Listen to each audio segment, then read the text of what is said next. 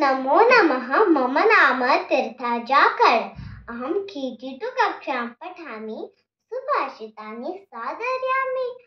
पुनः सर्वत्र पूज्यन्ते पितृवंशो निरर्थकः। वासुदेव नमस्यन्ति वसुदेव नमानवाः।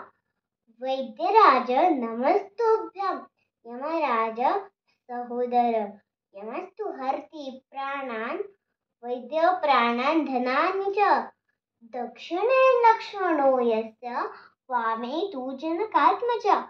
पुरतु मारुतिर्यस्य तं वन्दे रघुनन्दनं।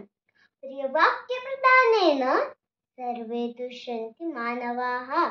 तस्मात् तदेव वक्तव्यं वचनेका दरिद्रता। अष्टादश पुराणेषु व्यासस्य वचनद्वयम्। परोपकार पुण्याय पापाय परिपीडनम्। हंसः श्वेतः बकः श्वेतः को वेदोपगहान्ति यः। नीरक्षीरविवेके तु हंसो हंसो बको बकः।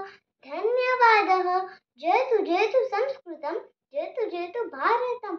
अहं वदामि संस्कृतभाषा सर्वे वदन्तु संस्कृतभाषा। धन्यवादः।